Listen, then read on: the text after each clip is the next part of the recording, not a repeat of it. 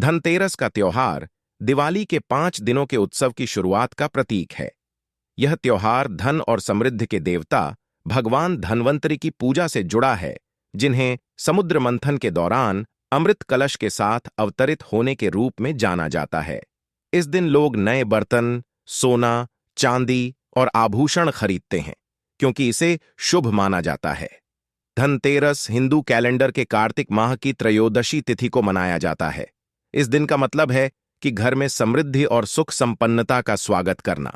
धनतेरस दीपावली से पहले आने वाला महत्वपूर्ण पर्व है, जिसे धन त्रयोदशी भी कहा जाता है। यह हर साल कार्तिक मास के कृष्ण पक्ष की त्रयोदशी तिथि को मनाया जाता है। इस दिन को शुभ माना जाता है और विशेष रूप से धन, समृद्धि और स्वास्थ्य की कामना से पूजा की जाती है। धनतेरस का महत्व और अर्थ। धन का अर्थ है धन संपत्ति और तेरस का मतलब है त्रयोदशी तिथि। इस दिन विशेष रूप से धन के देवता कुबेर और आयुर्वेदाचार्य भगवान धन्वंतरि की पूजा की जाती है, क्योंकि भगवान धन्वंतरि इसी दिन समुद्र मंथन से अमृत कलश लेकर प्रकट हुए थे। लोग इस दिन सोना, चांदी, बर्तन या कोई नया सामान खरीदना शुभ मानते हैं, ताकि घर में समृद्धि और सुख शांति बनी रहे। धार्मिक और सांस्कृतिक मान्यताएं। धन्वंतरि की पूजा। आयुर्वेद के जनक धन्वंतरि के आशीर्वाद से परिवार में स्वास्थ्य का लाभ मिलता है। कुबेर की पूजा। यह दिन देवी लक्ष्मी के साथ भगवान कुबेर की पूजा के लिए भी जाना जाता है, जो संपत्ति और व्यापार में वृद्धि का प्रतीक हैं। धनतेरस से दीपावली उत्सव की शुरुआत मानी जाती है और इसे सकारात्मक ऊर्जा एवं नई शुरुआत का प्रतीक माना जाता है।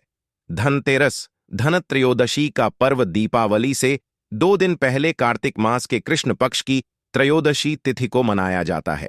इसे समृद्धि, सौभाग्य और अच्छे स्वास्थ्य का प्रतीक माना जाता है। आइए इस पर्व की पूरी कहानी और इसके महत्व के बारे में जानते हैं। इस साल 29 अक्टूबर 2024 दिन मंगलवार को धनतेरस का पर्व मनाया जाएगा। इस दिन सोना, बर्तन, झाड़ू, गहने आदि खरीदना शुभ माना जाता है। राजकुमार और 4 दिनों की आयु की कहानी। एक अन्य पौराणिक कथा के अनुसार एक राजा के पुत्र की कुंडली में भविष्यवाणी की गई थी कि विवाह के चौथे दिन उसकी मृत्यु हो जाएगी। इस दुर्भाग्य को टालने के लिए उसकी पत्नी ने यमराज से उसे बचाने का उपाय निकाला।